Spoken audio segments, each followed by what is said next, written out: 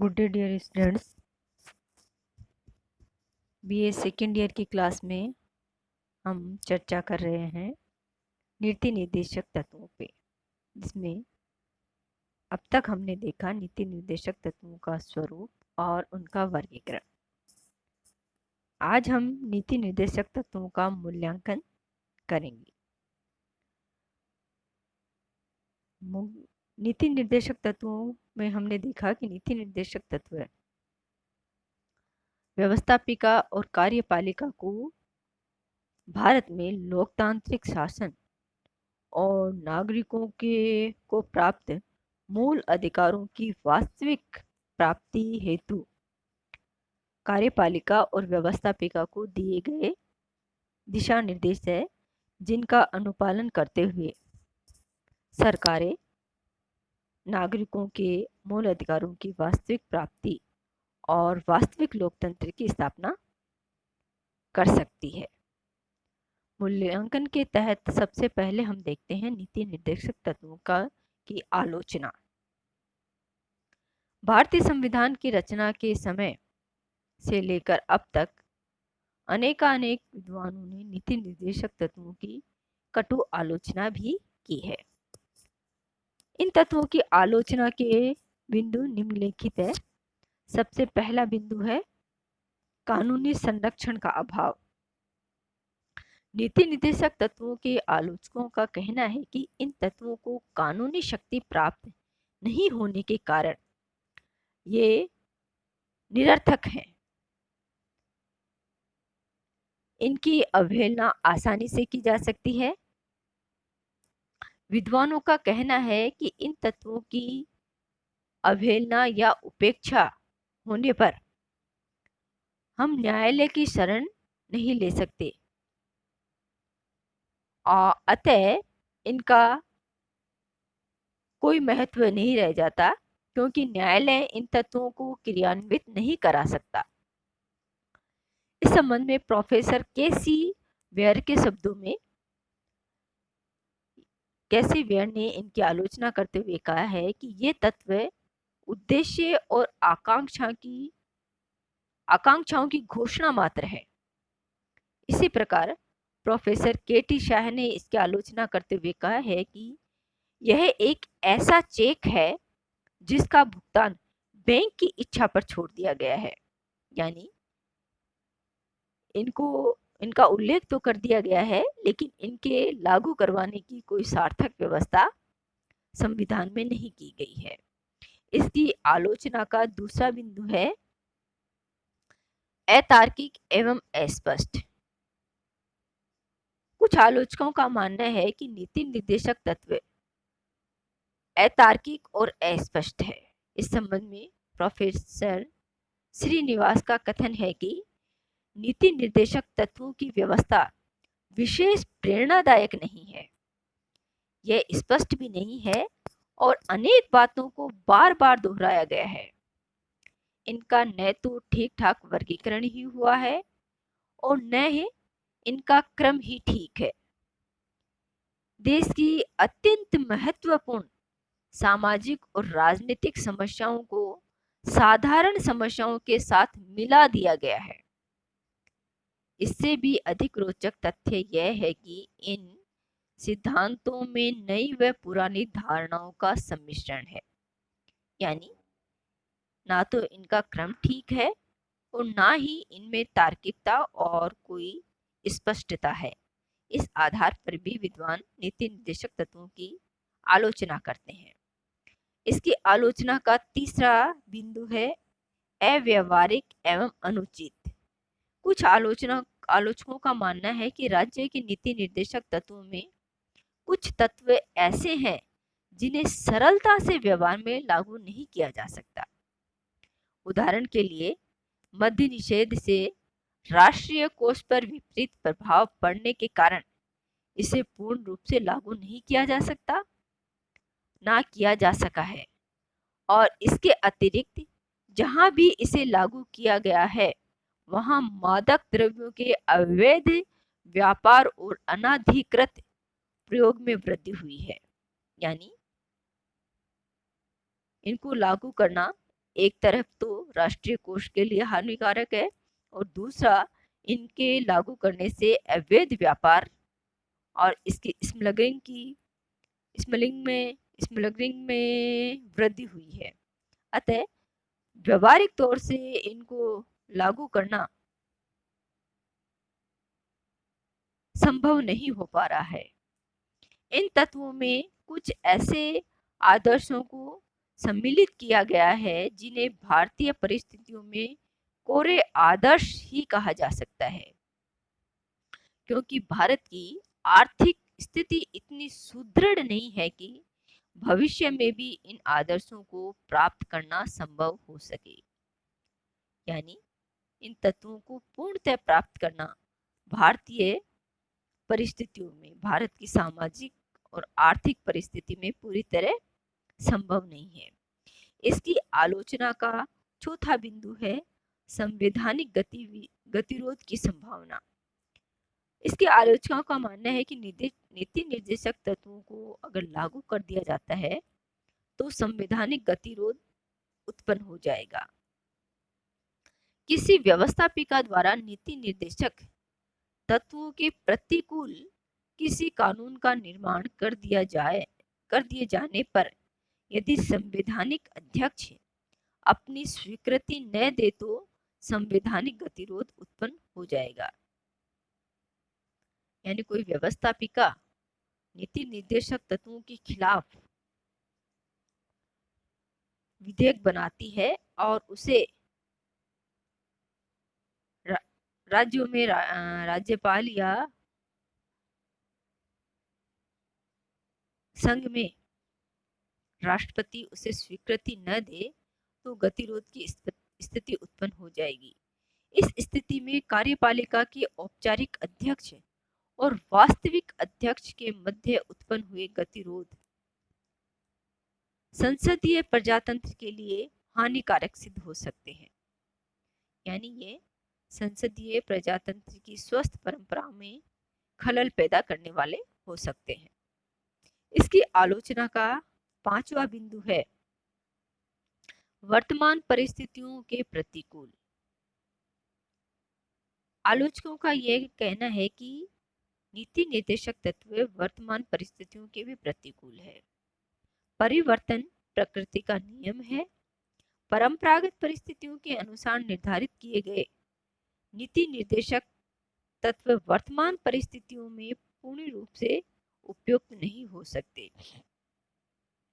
ऐसी स्थिति में उन्हीं तत्वों पर बल देना उचित प्रतीत होता है जिन्हें हम व्यवहार में लागू कर सकते हैं। डॉक्टर जेनिंग ने इस संबंध में लिखा है कि नीति निर्देशक तत्व इंग्लैंड की 19वीं शताब्दी के राजनीतिक अनुभवों पर आधारित है। वे 20वीं शताब्दी के मध्य भारत के लिए अनुपयुक्त है। ये तत्व पुराने होने के साथ देश की प्रगति में भी बाधक सिद्ध होंगे। अतः कई विद्वान ये मानते हैं कि ये सिद्धांत केवल पुराने ही नहीं पड़ जाएंगे बल्कि ये प्रतिक्रियावादी भी हो जाएंगे और राष्ट्र के विकास को अवरुद्ध करेंगे। इस आधार पर नीति निर्देशक तत्वों की आलोचना की जाती है, लेकिन कोई भी पक्ष या कोई भी तत्व एक पक्षीय नहीं होता। जहां उसमें कुछ खामियां होती है वहीं उसमें अनेकानेक खूबियां भी होती है। इन्हीं के तहत हम नीति निर्देशक तत्वों के महत्व पर विचार करते हैं। जहां अनेक विद्वानों ने नीति निर्देशक तत्वों की आलोचना की है, वे पूर्णतः अतिशयोक्तिपूर्ण कही जा सकती है। वास्तव में संवैधानिक और व्यवहारिक दृष्टिकोण से नीति निर्देशक तत्वों का बहुत अधिक महत्व है। इन तत्वों के महत्व को हम इन बिंदुओं के तहत समझ सकते हैं। सबसे पहला है जनमत की शक्ति के प्रतीक। नीति निर्देशक तत्वों के पीछे कोई वैधानिक न्यायिक शक्ति भले ही न हो, लेकिन इसके पीछे विशाल जनमत की शक्ति निहित होती है। जनमत की शक्ति प्रजातंत्र का सबसे बड़ा न्यायालय है। अतः ये कहना कि नीति निर्देशक तत्वों को न्यायिक संरक्षण प्राप्त नहीं है उतना महत्व नहीं रखता। जनता के प्रति उदास उत्तरदायी कोई भी सरकार इन नीति निर्देशक तत्वों की अवहेलना करने का साहस नहीं कर सकती। यदि कोई सरकार जानबूझकर इसकी अवहेलना करती है तो आने वाले चुनावों में उसे उसका परिणाम भुगतना पड़ता है, जनता उसके खिलाफ जा सकती है। इसके महत्व को का दूसरा बिंदु है न्यायपालिका के मार्गदर्शक। नीति निर्देशक तत्वों के पीछे कोई न्यायिक शक्ति तो नहीं है, लेकिन फिर भी ये न्यायपालिका का मार्गदर्शन करते हैं। ये तत्व न्यायालय के निर्णयों को भी अप्रत्यक्ष रूप से प्रभावित करते हैं। मुख्य न्यायाधीश श्री केनिया ने इस संबंध में यह कहा है कि राज्य के नीति निर्देशक सिद्धांत संविधान के अंग है, इसलिए ये बहुमत दल की इच्छा मात्र नहीं है। ये तत्व संपूर्ण राष्ट्र की इच्छा के प्रतीक है, जिनको उस संविधान सभा के माध्यम से व्यक्त किया गया है जिसको संपूर्ण देश की सर्वोच्च विधि निर्मित करने की संपूर्ण देश ने सर्वोच्च विधि निर्मित करने की आज्ञा दी थी। इसके महत्व का तीसरा बिंदु है संघात्मक व्यवस्था में महत्वपूर्ण। भारतीय संविधान संघात्मक संविधान है। ऐसी स्थिति में यदि ये नीति निर्देशक तत्व नहीं होते तो राज्य सरकारें भिन्न भिन्न दिशा में कार्य करती और इससे संघात्मक व्यवस्था को बड़ी हानि होती। संपूर्ण भारत के संतुलित विकास और राज्यों को एक ही दिशा में आगे बढ़ाने में नीति निर्देशक तत्व महत्वपूर्ण भूमिका निभाते हैं। इसके महत्व का चौथा बिंदु है लोक कल्याणकारी राज्य की स्थापना में सहायक। जैसा कि हमने बात की, संविधान की प्रस्तावना में भारत के सभी नागरिकों को सामाजिक, आर्थिक और राजनीतिक न्याय प्रदान करने की बात कही गई है। इन उद्देश्यों की प्राप्ति के लिए ही नीति निर्देशक तत्वों को संविधान में स्थान दिया गया है। डॉक्टर राजेंद्र प्रसाद ने इस संबंध में कहा है कि राज्यों के नीति निर्देशक तत्वों का उद्देश्य जनता के कल्याण को प्रोत्साहन देने वाली सामाजिक व्यवस्था का निर्माण करना है। अगला बिंदु है संवैधानिक सत्ता का आधार। नीति निर्देशक तत्वों को हम संवैधानिक दृष्टि से भी अत्यंत महत्वपूर्ण कह सकते हैं। नीति निर्देशक तत्व संवैधानिक सत्ता का आधार होते हैं। इन सिद्धांतों के माध्यम से भारत की शासकीय और राजकीय नीति में स्थिरता और समता बनी रहती है। इसका कारण यह है कि किसी भी दल की सरकार क्यों न बने, उसे नीति निर्धारित करते समय, अपनी सरकार की नीतियों का निर्धारण करते समय नीति निर्देशक तत्वों का ध्यान रखना आवश्यक है, अन्यथा उसे जनमत का सामना करना पड़ता है। ये नीति निर्देशक तत्व सरकार के सामने एक आदर्श उपस्थित करते हैं जिसकी प्राप्ति प्रत्येक सरकार करना चाहती है। इसके महत्व का छठा बिंदु है नैतिक आदर्शों का महत्व। यदि नीति निर्देशक तत्वों को केवल नैतिक धारणा ही मान लिया जाए तो इस रूप में भी इनका महत्व बना रहता है। ब्रिटेन में मैग्ना कार्टा, फ्रांस में मानवीय तथा नागरिक अधिकारों की घोषणा तथा अमेरिकी संविधान की प्रस्तावना को कोई वैधानिक शक्ति प्राप्त नहीं है, फिर भी इन देशों के इतिहास पर इसका गहरा प्रभाव पड़ा है। ये तत्व जनता और सरकार दोनों का ध्यान नैतिक आदर्शों की ओर आकर्षित करती है। इनके प्रचार से ही जनता तथा सरकार का नैतिक स्तर ऊंचा हो जाता है। जैसा कि ग्लेडहिल ने कहा है, अगणित व्यक्तियों के जीवन आदर्शों के फलस्वरूप सुधरे हैं। अगणित व्यक्तियों के जीवन आदर्शों के फलस्वरूप सुधरे हैं और ऐसे उदाहरण मिलने भी कठिन है, जबकि नैतिक आदर्शों का राष्ट्रों के इतिहास पर प्रभाव पड़ा हो। अगला महत्व का बिंदु है शासकीय कार्यों का मूल्यांकन। नीति निर्देशक तत्वों के आधार पर ही हम शासक दल की सफलता और असफलता का आकलन करते हैं। जो शासक दल अपने शासनकाल में नीति निर्देशक तत्वों को अधिक से अधिक क्रियान्वित करने का प्रयास करता है और सफल होता है, वही सफल होता है, और इसके विपरीत इन तत्वों को के क्रियान्वयन पर ध्यान न रखने वाला शासक दल असफल होता है और उसे आगामी चुनावों में जनमत का सामना करना पड़ता है।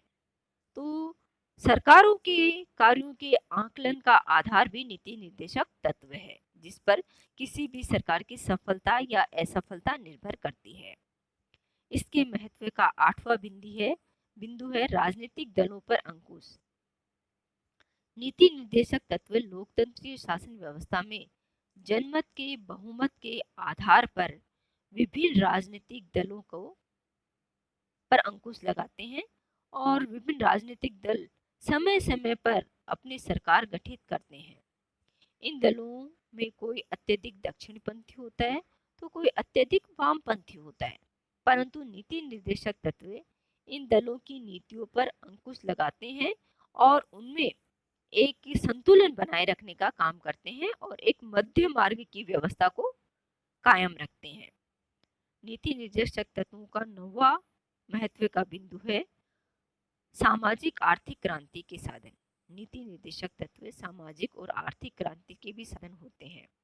सन 1947 में भले ही हमने राजनीतिक स्वतंत्रता प्राप्त कर ली, लेकिन राजनीतिक स्वतंत्रता देश की सामान्य जनता की सामाजिक एवं आर्थिक स्थिति सुधारने का एक साधन ही है। इस प्रकार की सामाजिक आर्थिक क्रांति का मार्ग नीति निर्देशक तत्वों को बतलाया गया है।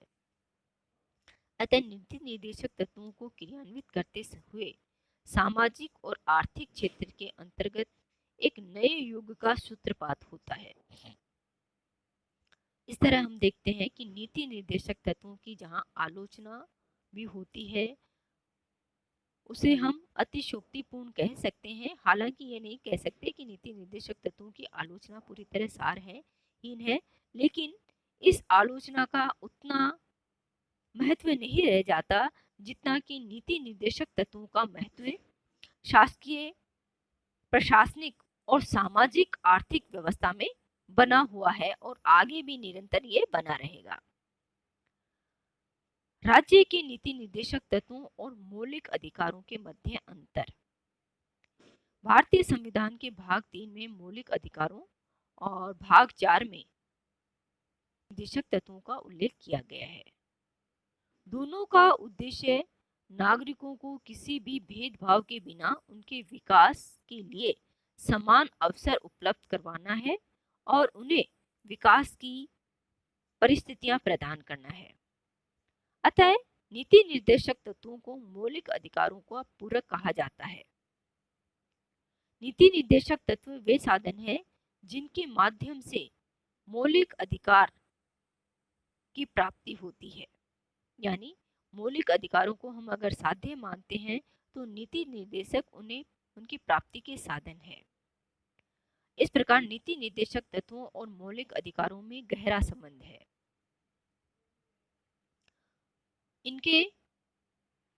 जहां इनमें गहरा संबंध है वहीं इनमें बड़ा अंतर भी है, बड़ा तात्विक अंतर है, जिसे समझना हमारे लिए अत्यधिक आवश्यक है।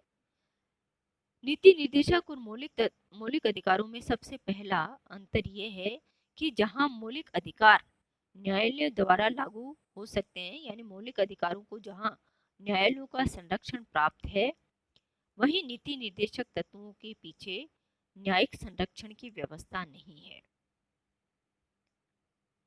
अगर राज्य सरकारें इनका पालन नहीं करती है तो न्यायालय द्वारा उन्हें इनका पालन करने के लिए बाध्य नहीं किया जा सकता। इनका दूसरा अंतर है, नीति निर्देशक तत्वों का सीधा संबंध राज्यों से है, जबकि मौलिक अधिकारों का संबंध नागरिकों से है। तीसरा अंतर है, मौलिक अधिकारों का उद्देश्य मुख्यतः सामाजिक स्वतंत्रता पर बल देना है, जबकि नीति निर्देशक तत्वों का उद्देश्य आर्थिक स्वतंत्रता की सुनिश्चितता तय करना है। अगला अंतर है, मौलिक अधिकारों की रक्षा हेतु कोई भी नागरिक न्यायालय की शरण ले सकता है, जबकि नीति निर्देशक तत्वों की व्यवस्था के अनुसार राज्य द्वारा कार्य न किए जाने पर कोई व्यक्ति न्यायालय की शरण में नहीं जा सकता। मौलिक अधिकार और नीति निर्देशक तत्वों में अगला अंतर है कि मौलिक अधिकार जहां नकारात्मक है, वहीं नीति निर्देशक तत्व सकारात्मक है। मौलिक अधिकार सरकारों को कुछ कार्य करने से रोकते हैं जो नागरिकों के अधिकार में बाधा पहुंचाते हैं, जबकि नीति निर्देशक तत्व नागरिकों के अधिकारों की प्राप्ति के लिए सरकारों को ऐसे सकारात्मक कदम उठाने के निर्देश देते हैं जिससे मौलिक अधिकार वास्तविक स्वरूप प्रदान प्राप्त कर सके। अगला अंतर है, मौलिक अधिकारों का क्षेत्र सीमित है, जबकि नीति निर्देशक तत्व बहुत अधिक व्यापक और विस्तृत है, क्योंकि भारतीय संविधान में अंतर्राष्ट्रीय महत्व के निर्देशक तत्वों को भी सम्मिलित किया गया है। मौलिक अधिकार संकट कालीन घोषणा के पश्चात कुछ परिस्थितियों में सीमित किए जा सकते हैं, जबकि नीति निर्देशक तत्व संकटकालीन घोषणा के पश्चात भी स्थगित या सीमित नहीं किए जा सकते।